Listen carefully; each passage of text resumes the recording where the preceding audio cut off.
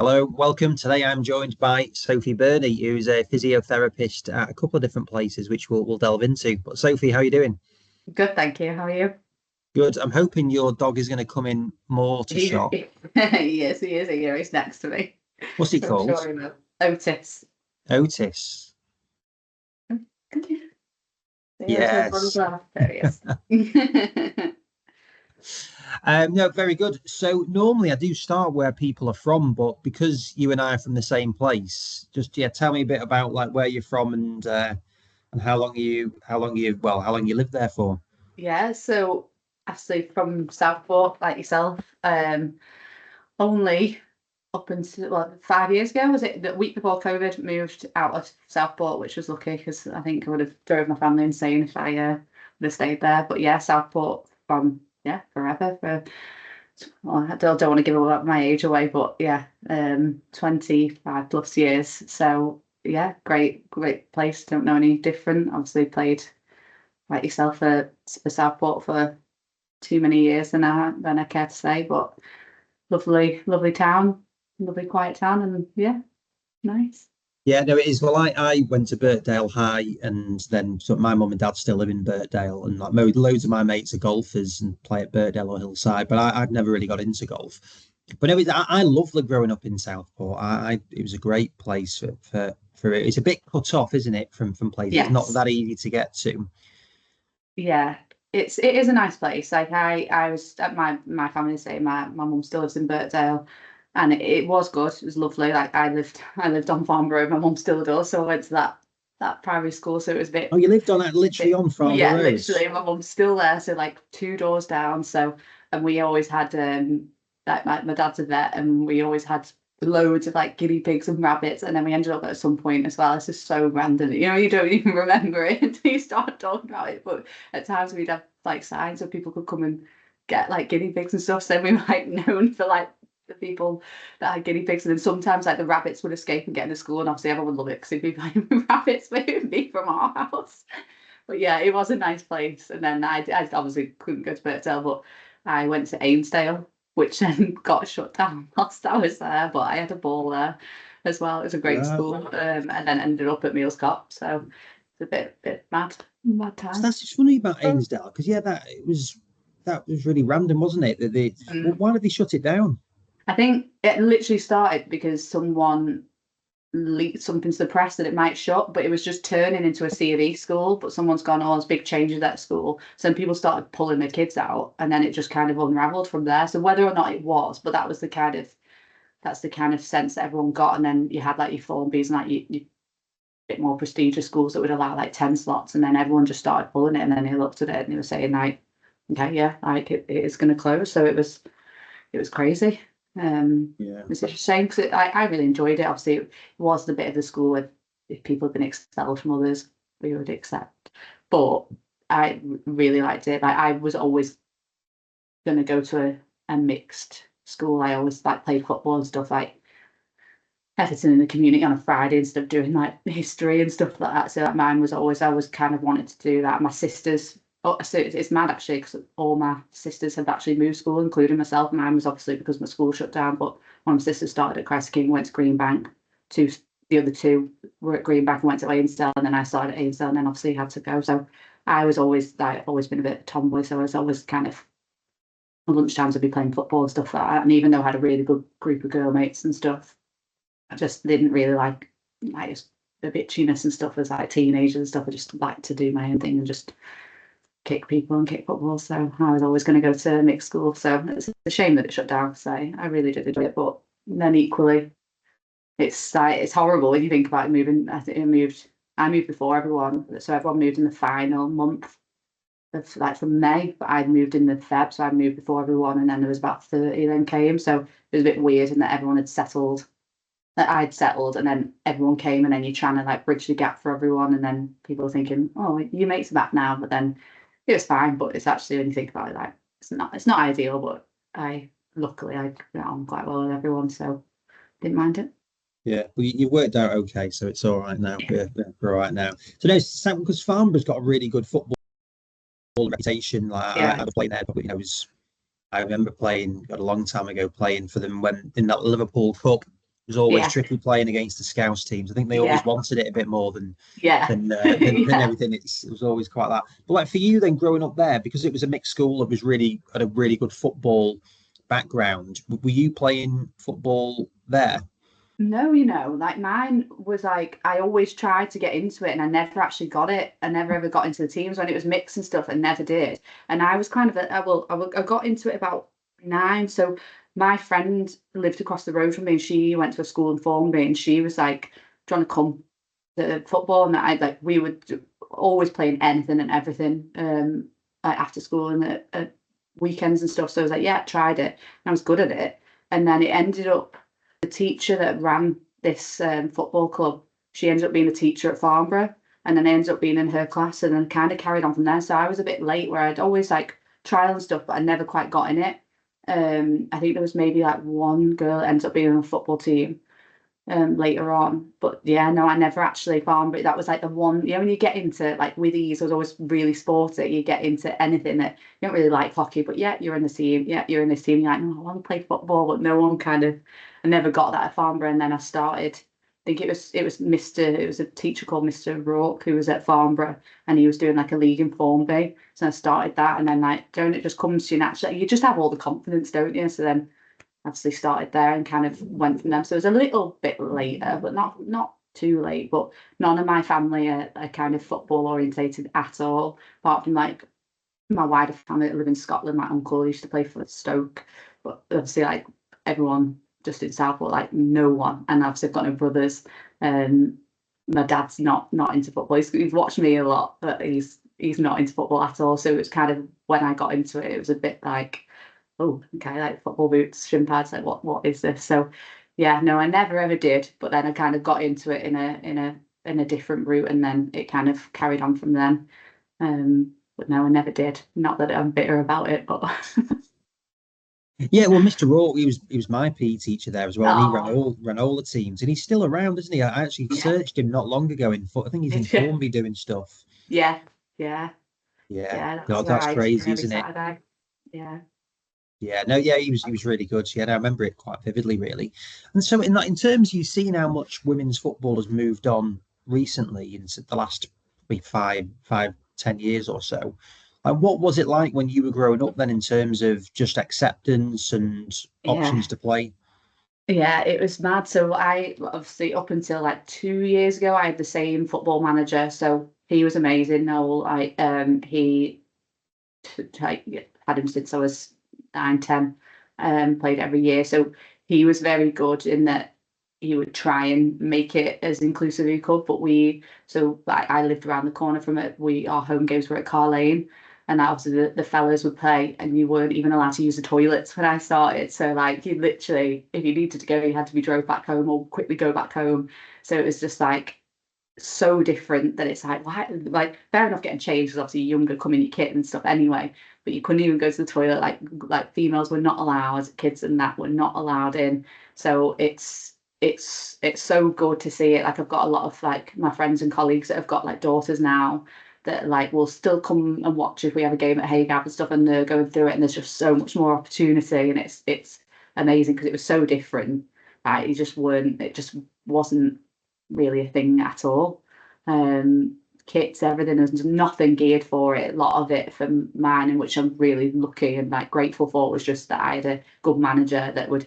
I dread to think how much he put his hand into his own pocket to like fund like the teams and that over the year and all the extra bits and stuff because it just wasn't a thing. And I think that's why so many girls and women's teams don't really didn't really do well and like have that turnover. We had that consistent because mainly just because of one person like driving it. So he's always buzzing now. He sees how much like it's changed, but he was driving it from 20 years ago before it was the thing to do. So yeah, it's changed a lot, a lot. Yeah, no, it's amazing to see it. Like I was at City the other day, and you just see they're building a new centre there. And you just think, God, this is just so different. You've got people like Gary Lewin, Dave Fever's done some stuff Yeah, in women's sport, and it's just really great to see that people are getting involved with it and that they're putting in the money for it. And I know it's still very early days, and it's going to take time for it to filter down and stuff, but that it's so massive as well, isn't it? Like on the team Oh is yeah. doing so well. Yeah. What I think is nice is like it's quite family orientated. Like I say with my team, like if we had a cup game or a playoff game and they'd open it up, and it brings a lot more families, which some people might not like that, but I think that is brilliant that your whole family on a Sunday can go to those games rather than kind of, oh, I'm just taking my lad or a couple of you. It is more of a whole kind of family day out, and it's great when you see how packed out it is. Like it is really good. So it's getting really popular, and it's going to continue, isn't it? It's going to continue to grow. You see how big it's getting now. It's really good. But I like that it is a lot more inclusive. That's what's nice about it. Mm. Yeah, and what's Hay Gav like these days? That was always like the seen as almost the pinnacle. If you get to the cup final, you're playing at Hay Gav, which is Yeah, Southport's grounds. For those who well, don't I know. think I think it's because it's always my thing was like, oh, it's wider than Wembley. Did you know that? That was like always my little fact. Whereas I think it's in now, isn't it? So it's still nice and like the goal mouth, like they've done really well on the pitch. I always remember the goal mouth onto the back of Meals Cop was always a bit of a hill, and if you like shanked your shot, you'd be like, it's because of that hill. But no, it's a bit smaller and it's nice. They've done so well, like yeah, a lot of it is like volunteer run there as well, isn't it? And they work so hard, bless them, considering like majority is volunteers. Like they keep it absolutely pristine, but it's really nice. They've done a lot of it up, and then they've obviously got the new owners now, haven't they? So yeah, it's really really smart. One of my friends, he's a mad Evertonian, but he's got like his list now, so he's got like Everton, Southport. I can't remember his third one is now, but then it's he's added Carlisle to it. But he was saying like the hospitality days on there are like the best that he's been to. So yeah, it does. It's nice. Like, obviously, it's the lower tiers, but if you get most enjoyment out of it, then it's great. So I haven't done it yet. I'll have to try it at some point, but I need that. That's a good. I need to do it. A couple of my mates, it's like their second team, I guess, in terms of that. But yeah. I've been to a few. God, I went to watch them at Altrincham, which was actually just before COVID, and it was bloody awful. But anyway, we won't go into that one. It was bad. We got beaten 3-0. Anyway. Anyway, so in terms of your route into physio, then I know you didn't start off studying that, but like, what was the pathway for you? So I'd never really honest like this is terrible, but I've never really thought about it as the half had done physio and he was like qualifying, but I always thought it was too thick to do physio. I always enjoyed it. And I'd done sport like I was honestly at the time of uni, I don't know what to do. I applied for like a couple of things like to be a PE teacher, but I was thinking like, oh, like I'm too young. How am I supposed to teach anyone? I've got no life experience. So kind of bottled that. And then when you just apply for like sports science, you think, oh, I'll just do that. Like most kind of people do that sort of thing, don't they? And then I didn't even get a reply back for that. So then it was another kind of teaching one, but it didn't have the QTS. I was like, well, that seems pointless. And then I thought like, do I just bite the bullet? I've never done psychology in my life. But then I was like, do you know what? Like, I don't know, I just didn't think things through when I did that. And it was really tough because I had, like I say, I'd done nothing, no psychology, I did public services. So I'd always sort of like maybe police, maybe army, something that I was always a bit of a tomboy. I wasn't that interested in things in school unless it was like sports, something like active. So I did sports psychology first, and then I started working Splash World in Southport. So in that gym from when I was 16. So and I just carried on, like graduated from that, and then was just kind of looking at the next thing to do.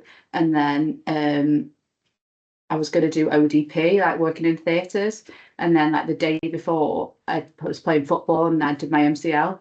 So I couldn't go straight on placements. So then they're like, you'll have to delay. Like you did mad blocks of placements there. So like, you'll have to delay for a year. And then in that time, I was like, at the time like my other half was doing stuff, I was like, yours sounds well more interesting than mine. And obviously like once you're injured, you're kind of looking and learning more things, even though you think like, oh, what you know now to then is crazy. But and he was like, just do it, like you're not, just do it, just apply. And then if you don't, you're back on ODP, and if not, then go for that. So I wasn't sure, and I worked at the time as well. I was working at the gym. I've got a job at Southport Hospital as a therapy assistant. So I hated that at first. Actually, I was on surgical wards and like just doctors are screaming at you, just like yeah, I was like, oh no, this isn't for me. But then the trauma orthopedic like clinical lead was like, oh, you're going to come and work with us. Like someone's off. I think they were at uni doing their physio, so then I started doing that, and I loved that. And then I enjoyed that, and I enjoyed helping people, and kind of took to that really well. So then I was like, I'll apply. I'd applied a couple of times to the physio to get on the masters, and then I thought, well, it's by the time you start in the Jan, I obviously wanted the masters to have the title. By the time we started in the Jan and he finished, it actually wasn't much difference to the September, then finishing in the May. So I was like, I'll apply for the undergraduate, get on, then great. And I did. I got into Salford and UCLan, but UCLan was like a lot closer. So I went for that, and it was nice because it was like 28 in your cohort rather than like 70. But then equally at the same time, it was horrible. And that I think 10 had done sports therapy, and they were talking about anatomy. And again, I'd gone from doing like public services and all brain to then back to anatomy. And then I was thinking like, right, anterior medial, and everyone's like knows everything. And I was thinking this is horrible. But then once we went on to placements, then people were then having that startled time in the hospital where they're going like, this is horrible, I hate it, don't like it. And I was thinking that side of it, once I'm on placement, like it was freezing.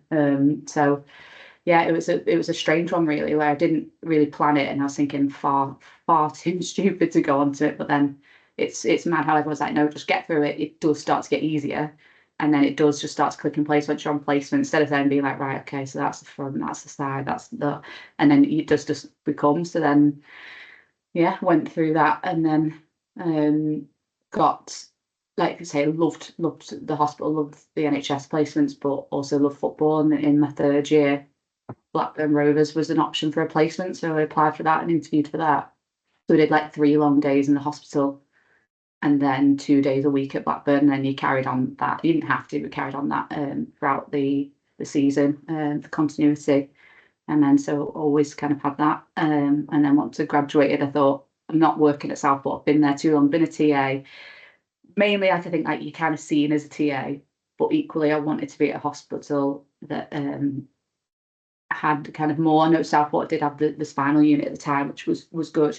So I thought I'll challenge myself again. I don't know why I make myself uncomfortable, but anyway. So I went for Whiston, and then which was amazing because I think I did about 6 weeks in the elderly, which was very similar to Southport demographic. But then I went straight on to Burns, which was like, you're thinking, should I be allowed to see these patients when I know they don't know?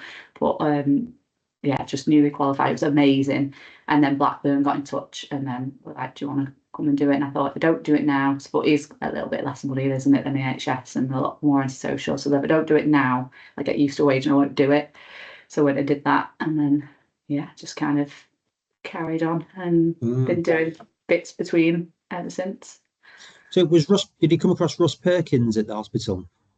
Oh no. So he ran the gym at the back, and so there were a lot of spinal patients who go and do that. But he was also manager of Skelmersdale United for a bit. You've missed a trick there because he's a legend. He's hilarious. Yeah, no, he's really interesting. One of his sons played professional football somewhere as well. But yeah, Southport is quite an interesting hospital, isn't it? Because it's a spinal unit gone from there now. Then I believe, yeah, they don't have. I think the community outreach, which is like the bit that I'd done bits in, which was my favourite part. But I think that the ITU and that has gone, which is a massive shame, because it was obviously like the regional unit.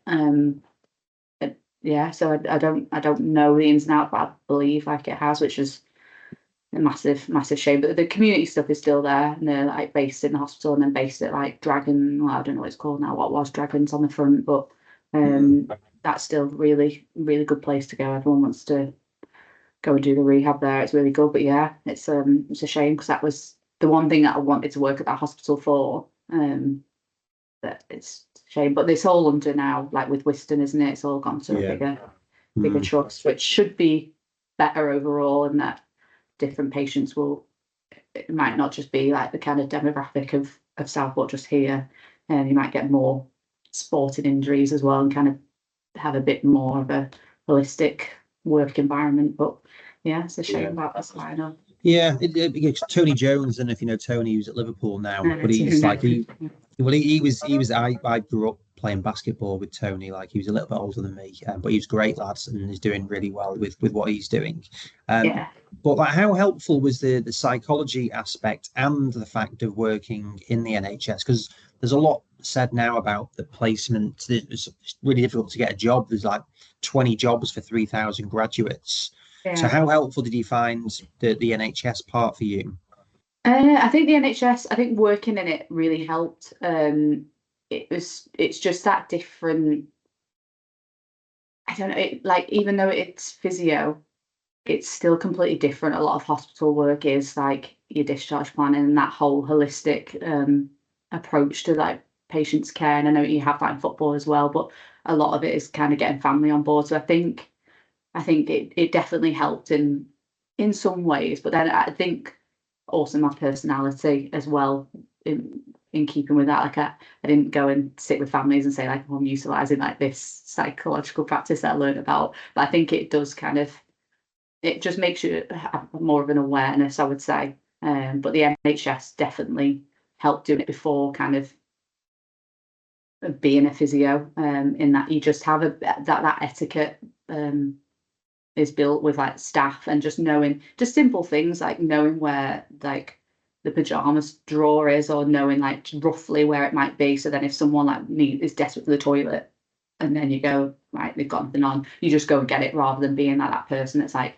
going and then might do the HCA or a nurse, but you can just crack on. And I think that just kind of just gets you into the habit and gets you doing things, then you can just do your job and everyone can do their job rather than it just being really stop start like it can be. So I think it all does, like all your experiences definitely help and just make you more comfortable in the environment to then work a little bit more efficiently. And then instead of that patient that's desperate for the toilet then waiting 25 minutes and then it all probably does help, but you don't really stop and think about that until Yeah, no, you you don't. I think reflect. anything's good experience, isn't it? Really, like literally Yeah, any roles. Like I used to work at the Prince of Wales for a few yeah, years, and that's customer service wise, it was yeah. definitely a steep learning curve doing that stuff. And like the psychology bit, then. So how helpful was that then in terms of that? Because again, the more I see is so much of it is psychology. Mhm. Yeah, I definitely think like for example, like a player last week was saying, you actually have an awareness of the being a person in that player. And I thought like that's nice. But and I think like you are kind of aware in every part. Like my whole thing, I probably think a bit too much. Whereas I'll look at a player in their rehab, for example, and say like, what stage are they at? What stage in their career are they at? Are they thinking about retiring? Are they looking at moving? Are they looking? If we what intervention are we doing? Is that going to then impact where they then go in the future? If they don't, if they pick one route, surgical or non-surgical, they've got a couple of surgical options. Is one 9 months recovery, is one 6 weeks recovery, what their knock-on effect. And I think sometimes whether that's the psychology, I don't know, but just having that more, what is the whole repercussions of that going to have for that player, the club, obviously there's loads of different stakeholders, and I think like have a lot more of awareness of how it's going to impact them going forward. And sometimes like it might be a bit mad where I'll go like, if I take off like my actual work hat, think about this and this, and sometimes they don't, and then rightly or wrongly like you kind of alerting them to that. But I'd say that's probably that like psychological element, or if I was in that position I'd want to have like all the options available to me. So maybe that's kind of played a part in that. I do kind of in that physio, you are like caring for the whole person, aren't you? So it's not just like, right, get back at this time or do this, that. It's what is going to be best. And if you rush them back, then is it going to be stop start and staggered? So actually, do you have the ability to, slow down this section to then make you more robust for the whole season? And are they aware of that because they just want to get back? So I think, yeah, in a nutshell, long story short, yeah, I think it's definitely helped in having that overall awareness and that general care and just making sure that they're aware of what all their options are, and then they can help pick, and then everyone's made that informed Mm. decision together. Yeah. No, my fiance, she did psychology at Edgehill as well. So she Oh, did it. that's She's cool. done it quite recently. But yeah, she's moved more. He's like CBT therapy, and she stayed in that world. But it's so interesting that it's like Yeah, such a similar. Everything's the same, really, isn't it? In terms yeah, of speaking to people, understanding, asking yeah, questions, yeah, empathy, all those things. yeah. It is good. I always do think like I did my other masters, but I did think like I would have loved to it, but the psychology side of it, it's just you just need a lot of money to kind of proceed with it, don't you? But I'd like to be in a position at a club at some point to maybe look at kind of progressing with that further to make it be kind of a more well-rounded practitioner because it is like I definitely think that the world is moving more in that and obviously that mental health awareness and what encompasses that like it's very different like there's a lot less stigma isn't there and there's a lot more people coming forward with what they're actually going on rather than just cracking on because you don't want to be seen to be doing this and so it would be good to actually still look at broadening my horizons in that way and becoming a bit more well-rounded. Yeah. I think it's really helpful, and you see a lot of people speaking about that now as well, which is good. And like, is it for you then? Was it always the plan to get into football? What was the ambition when you were going to graduate? I don't know. I didn't really think about it. I was always kind of like, I just want to be happy in what I'm doing. And I really enjoyed my team at Southport. And like I say, it was arguably strange for me to go like, but I'm not working there because it's too easy to work there. But I always enjoyed it. When I got like the burns, I thought like, yeah, right, I was gonna go fully into that route. I think there was a six coming up. I ended up pulling out of it because I thought they could put me on a training post and then that'll be it. And it was so I loved everything about that. But then I thought so early just to dive straight in. And then I've just loved football. And you know, it's completely different playing to working in it is so different. But it was just that was like literally wasn't sure. And I thought if I just don't do it now, then I'll not do it. So just go and see. So I didn't, and I worked up in there up until COVID, and that's when I went back to working at the hospital, so like wages and stuff, and I just got my mortgage, and then I thought like no, like I mean I'll be honest, hospital kind of changed at that point. Like during that period, working in COVID was horrible. I remember like Christmas Eve, like coming back and just like sobbing about the state of things that we're in. I hate it. Obviously, I like to try and do my best, and when you know that you're still trying your best, but it's not working for people and it like I really didn't enjoy that stint then and then I was still kind of I've always worked since qualified at Wigan Academy like I'm still employed there now love all the staff there love then it's one of them that they know the situation that I'm in and they're happy that I can help when I can help and it's just always something that I don't necessarily need to do and they don't need me, but we've just got that mutual kind of respect for each other. And it's just carried on. But I I did miss the football and I'd always kind of do my however it worked, you do like one weekend in four, but I'd always fill it with football as well. So I was kind of doing both all the time. And then that's when the job at Rochdale came up and I thought, oh, I'll apply for that. And I'd worked at Blackburn and Sam Kelly was there at the time. So I thought it was working under him. But obviously he'd gone. So it was his job. So I actually had no intention of trying to get a job leading a department at all. So when I went to it and it was very quickly realised, oh, shit, that's me. And then they offered it me and I was kind of like, oh, and at the time I was like, well, it'll actually be loads easier because you'll just be doing one job rather than doing all the hospital and doing all the extra. And obviously it's not because you're getting paid your normal wage for the hospital and then doing it. And actually when you work in sport, you realise really quickly that, yeah, it's not like, I mean, you know that, but like it's obviously it is pretty much 24/7. So then obviously I was like, oh, been given the opportunity. That sounds horrendous. Like, why don't I try it? So then yeah, just went for that. And then yeah, it's a big steep learning curve. And obviously every department that you're working in football is so different. So like footy is so much just learning who you're working with and obviously seeing like do you align with them first and foremost and then can you meet in the middle where you're working? So it was a big learning curve and yeah, and I've always stayed on the bank with the HS. I've always kept that sort of both, because I think I've always been like, obviously women in sport and stuff, a lot of people have the same thing, that you're like, oh, you can't possibly do it forever. So I've always tried to be sensible. And then with football management, everything can change so quickly. I'm thinking I'm too much of like a, what about if I lose my job? I need to have like another option. So I've always thought, oh, keep your clinical skills up, try and keep as broad as possible. And I do enjoy it, so I don't mind helping out in the off season. Like, it doesn't end up being a lot, but again, I just kind of say, if you're happy and you want someone to help, and it's, you know, it's only going to be for over these 6 weeks, then they're happy, and build quite good relationships. So as long as everyone's happy with it, then I've kind of kept like that. So it's weird that I do genuinely enjoy, but I think from the hospital side, when I do go back and help in the off season, there's a little part of me, and this is no disrespect for anyone, because I would like to be that person that just works and works, and then once you're done, you're done.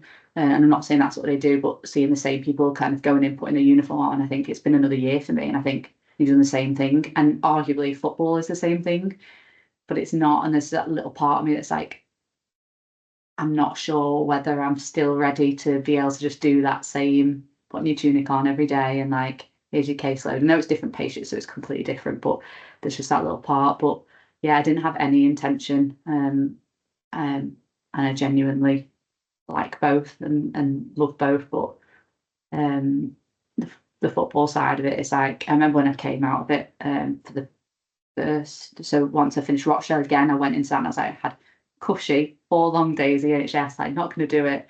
And then that's when I started then helping Newport. I didn't have a physio, just a sports therapist of the doc, and then we were doing the home games, and then they were like, oh, you can help do the away games. So I was like, perfect, like every other week, like, and then obviously I ended up working there full time. But yeah, I was like, no, I'm set, that's what I'm gonna do. But then I remember like walking around and like being like, oh, my phone's buzzed, and then it was like, oh no, it hasn't. So it was really weird getting used to that it's like, okay, like it's like normal to like not be constantly working. So it was strange, but then obviously that quickly very changed. So yeah, still, like I say, I think just being a physio, I'm definitely geared towards more football, I think. But then equally, when I go into the hospital, I do fit in there. I think you just can't, obviously, in a hospital be like your true self. And you're like, obviously, sometimes I'm a bit, I can have a bit of foul language, and I don't even know that I'm doing it. But it's not in an aggressive way. Just yeah. So yeah, it's still like, I just genuinely enjoy what I'm doing. I think I love football, and like the fear of coming out of football and like kind of fill that hole, especially when you're in like your 30s and you can't just do things with your friends and stuff, and then if other people working and that, you can't fill that time normally. So I think it's that side of it, but it would be nice to get into a normal life rather than 6 weeks off and it's never even off in the May, and then yeah. Yeah, I mean, but I suppose did you miss it when your phone wasn't going off?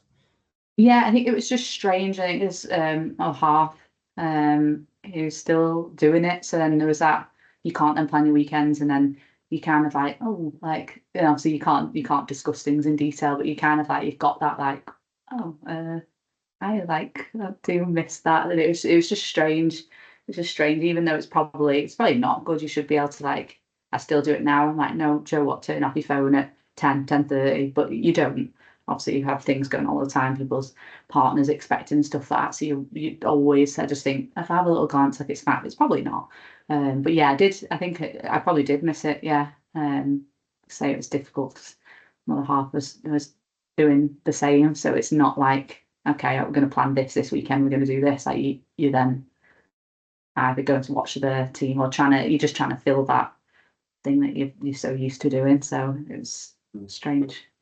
So well, yeah, what is it like then? Is you're dating someone else who's also, in a big job in terms of what they're doing? What is that like then? Because you like, when do you spend time together, and how do you manage that? It is really strange, and like I think you make it acceptable. Um, in like there's sometimes, I don't know, like because you're both doing it, it was like you just allow it. Whereas if you weren't, if it was different professions, and you would probably be like, no, like phone is going away, we're doing this. Um, So it's strange in that way that there's probably a level of acceptance which you probably shouldn't have. So yeah, it's a strange one. And then organising, there's obviously one dog there, another dog, organising trips and stuff like that. It's literally just don't see each other. So it's just like, oh, you're there, so I'm going to do whatever away, and you're going to do this one. So yeah, it's just organising around the dog. So then you'd actually not. But yeah, I think that it was definitely like a level of, yeah, probably stuff I even tried because you don't get time off. Tried doing extreme day trips. So we do like we did Dublin and we did Belgium. And there's a picture of me just on my phone because I think there ended up being a medical on one of these days. And I was like, oh no, literally picked one day to go away, thought it would be all right. And there was like one picture, and I was like, obviously it was a joke, but it was just like, oh, this is a good day trip. So yeah, it's strange, but then you obviously both understood what we were doing.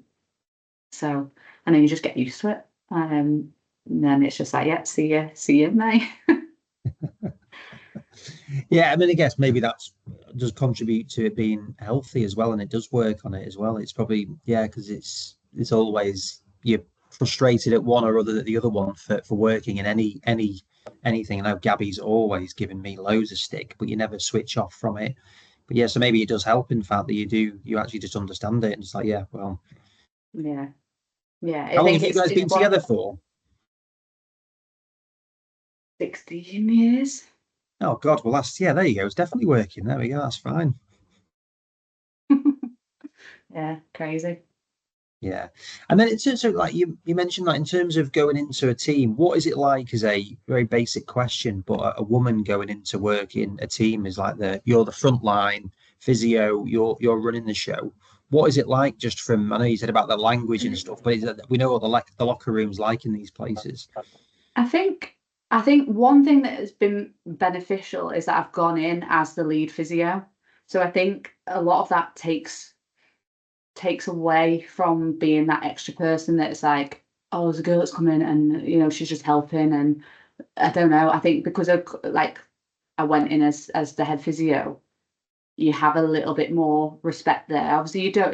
There's still been times where I'd be doing medicals and they just be like, I've never really had good physios before, and that kind of, and you think I'm setting off like down here, and I'm gonna have to work for this, which is ridiculous. But genuinely, I've been fine. I think I don't. I'm not saying that anyone does, but I don't engage in anything. If there's ever been a comment, there might be some that have gone, I don't know whether I like that, and just nip it in the bud. Not that I'm going around telling, because I genuinely don't get it. I have good relationships with most of the players that I've always worked with, and I just have that mutual respect from them. So it's genuine. Obviously, I could be a lot of them. I could be the mums as well, so that helps. But yeah, I think like genuinely, it's been okay. But I do think I've gone and worked in other clubs as like an additional. I think it's just that view of like, well, if you're not leading it, you can't be that good, even though that's not true at all. I think just by having the lead roles has been better, just because they're coming in and you introduce yourself and then that's you. So yeah, I've been okay in terms of like backroom staff. Again, like I've been lucky that it was fine at Rochdale. I think when it's that if you kind of on your Christmas dues or you end up spending a bit of time and then they go like, oh, I'm dreading you coming in, but you're absolutely fine. And then I've been at other clubs where they've gone like, you've actually made the environment better, where it could be a lot more tense at times, but they're saying like because you're a female there, rightly or wrongly, they're saying it actually then kind of neutralises some issues, so they don't obviously might not want to shout or whatever. So yeah, I do get that a lot when they end up going like, oh, I wasn't thinking like, oh, I didn't know whether like you'd be a nightmare being in. But it's absolutely fine. Obviously, I'm pretty chilled anyway. And then in terms of like management, when being going to be brought in, and some management are kind of like, no, like do the process if they're the best candidate and they come in, and then it's been nice. It's been nice that even in the changes, obviously I had lots of changes in management throughout seasons, and I've always got on fine. I like again, like, I'm usually one that kind of sits back and assesses how everyone is, and then kind of meets in the middle, and then you sort of slowly then put your like opinions and how you want things to work, just in in a kind of graded way. But yeah, I haven't done anything. I think like the managers more recently, I've just been completely honest. A lot of it is because you going in, either I've gone in because they've gone, right, we want you, come and work here. So then I think, okay, well, you've wanted me to come in, so I'm gonna be myself. And that transparency is always good, but sometimes it is difficult to get. And then more recently, I've obviously worked with managers and then worked with them again.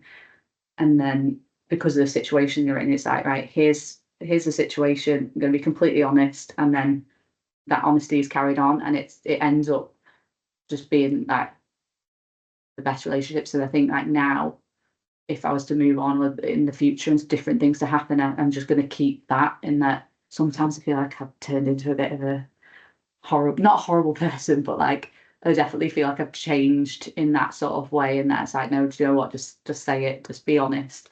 But I think that helps, and it's actually quite refreshing that it's like, well, do you know what? I've said everything. I've been completely honest. No one can ever at any point go, oh, we didn't know this, we didn't know that. Like I'll just be honest, and might not want to hear some stuff. And I say that like this isn't often, but at least like it's just full transparency, which is actually quite refreshing. But I'm sure at some point someone's just not going to like that. But obviously trying to go about things in the right way. So it's genuinely been okay for me. Sometimes I always get a little bee in my bonnet though. During you go to away trips and someone goes, "You must be the physio," and then I'm like, "Oh, why? Why must I?" Even though I am, so I don't know why I'm being funny. But I'm like, one of my my lowest level coaching badges, so I could be a coach. But yeah, but genuinely, like um, I've had no issue and welcomed into everywhere. Being a girl, like I say, everyone has their kind of, ooh, but then once you get to know me, like it's just like working with anyone else, really. It feels like it's moved on a lot since Mm. in the like again, same as with the women's game itself. It does feel like it's a lot less.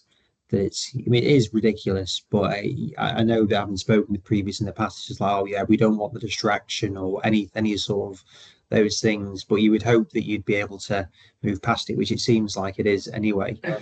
And then how did you end up at Carlisle?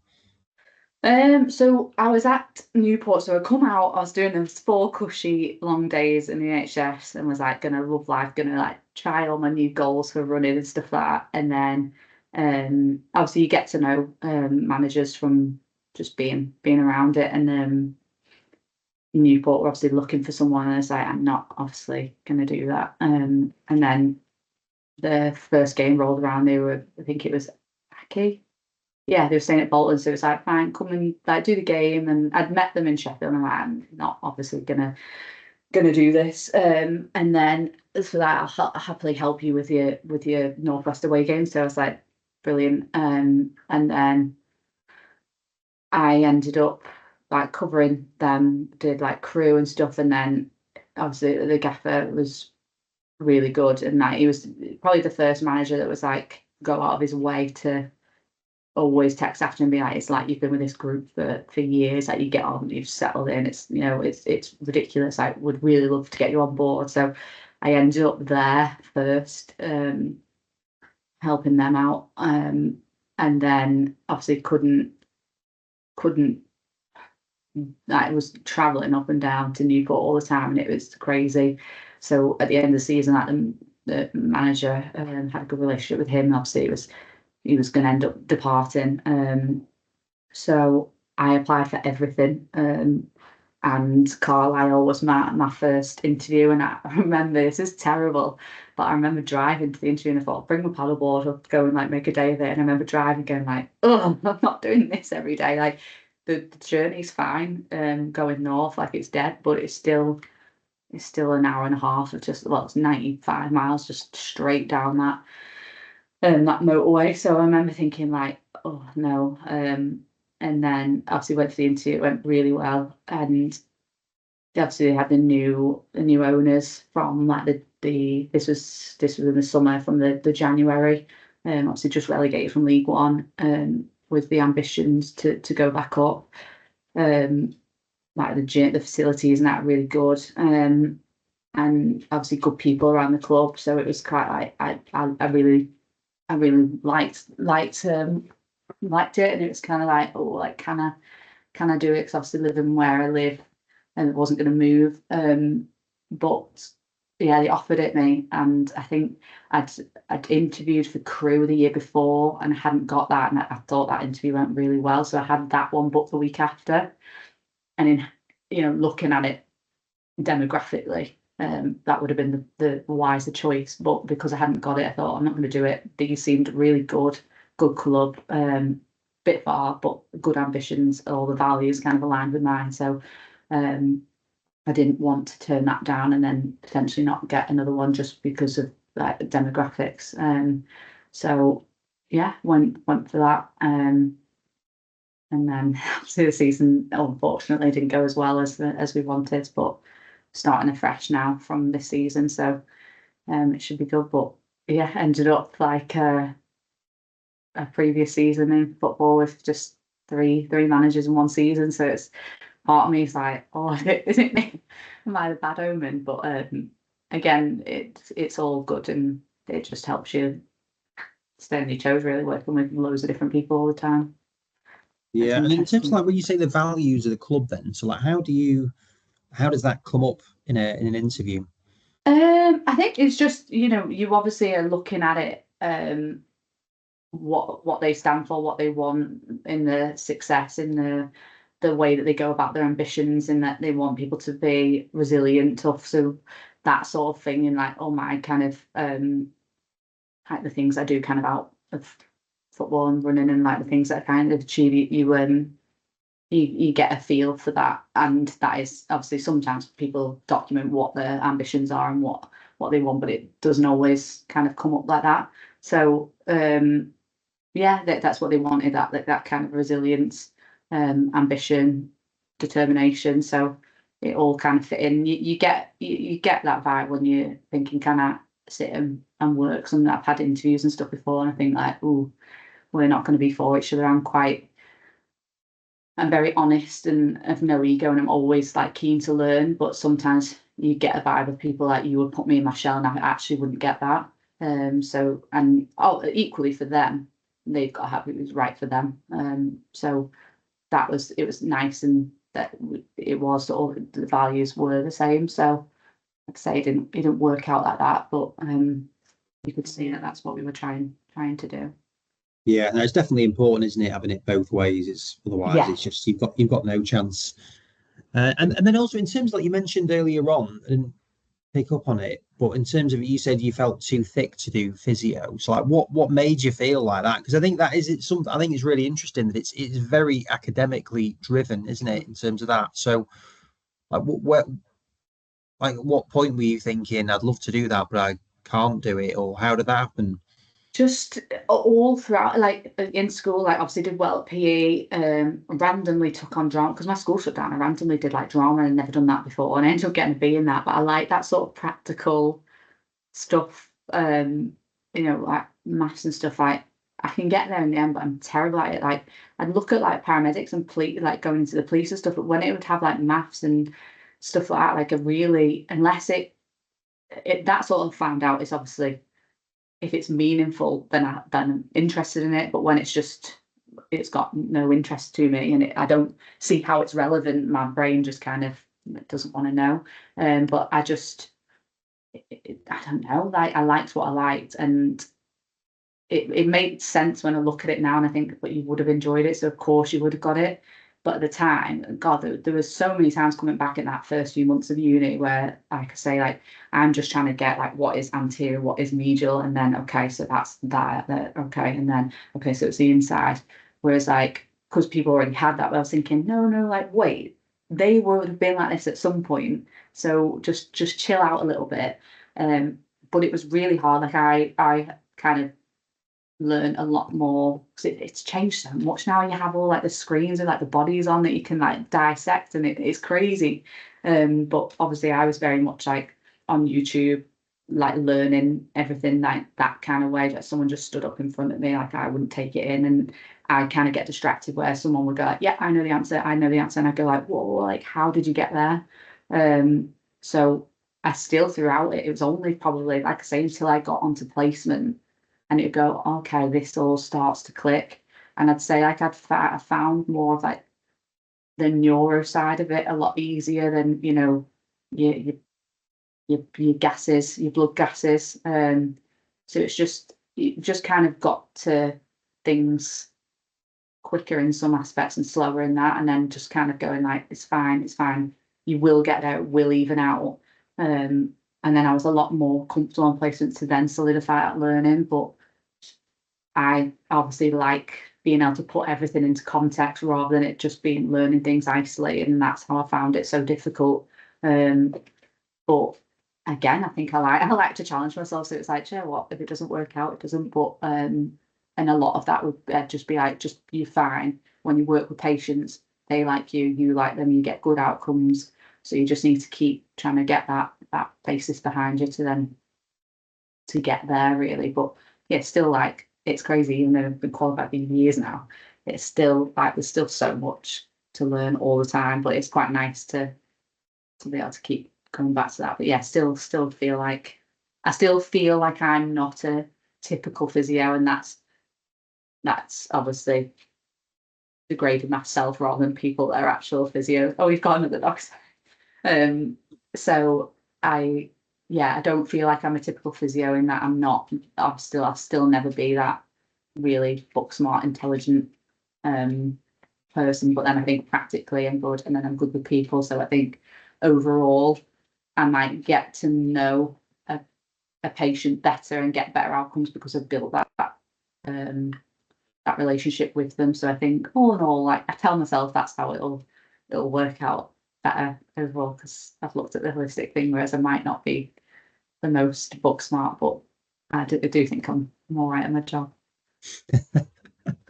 Yeah, well, yeah, I'm sure you are on it as well. No, I think it is interesting on it that it is very academic, and chatting with like James Calder and Andy Williams about this, and they're just like, it's so hard to get onto these things.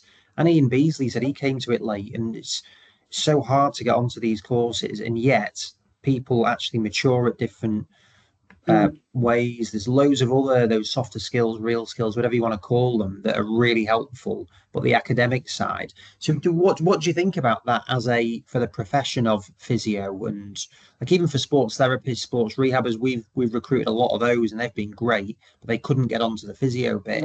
Like, where do you think there is something, or what do you think can be done to make it improved, or what would you say? I don't know really. I think it's all, a lot of it is timing. Like I didn't get onto the masters for physio, and I was trying. I was like why? Obviously now I realise, once I started working as a TA, I was like, okay, that's the reason I've not got on, because physio is still very much kind of NHS driven. And then there'd be a lot of like those 10 out of my 28 cohort that had done sports therapy, their handling skills and the like, for me to go into Blackburn Rovers on my placement, like they were 1,000 times better than me in that their actual MSK assessment, that's what they've done for 3 years. It's so much better place, but there's still, like, don't get me wrong, you can argue like that obviously the wider clinical reasoning, because you do so much more of that on your physio, because it is geared to more like hospital settings. um but a lot of it, sometimes it's not even that it's you, it's the timing of, unfortunately, more people have gone on for it this year. So you've just got absolutely no chance. That's what I found with the Masters. They were going like, at one point on the last one, they were like, you were fine, really good. But because you did sports psychology to get onto it, that's less relevant than sports therapy. So a lot of it, it's not really truly about you. It's just literally there's that many saturated people applying for it that it's like, okay, well, how do we then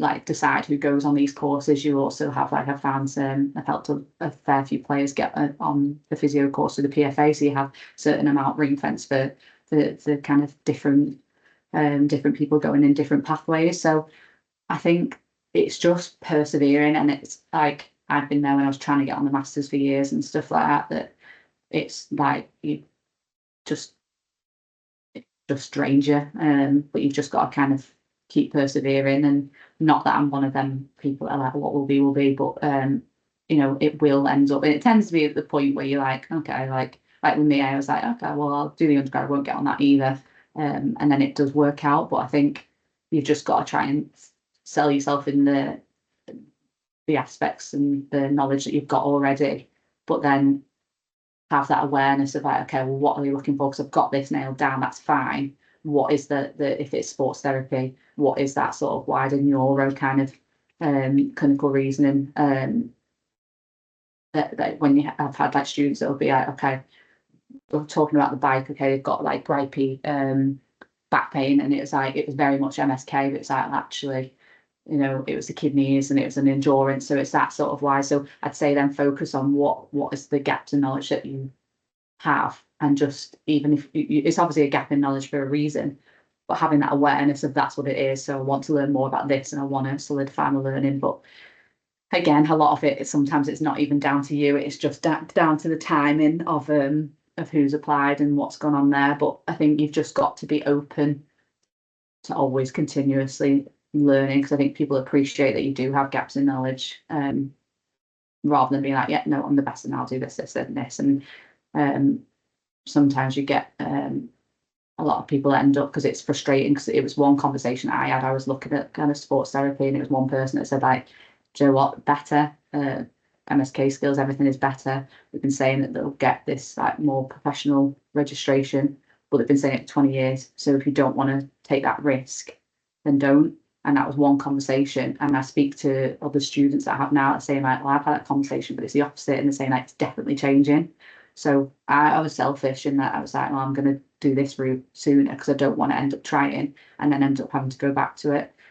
So I think that side of everything does just need addressing, doesn't it? Because I've said that MSK is well more fitted. So it does need ironing out. But yeah, it's still a bit of a big mixed pool that I don't know whether it will still be sorted out. But you just gotta persevere.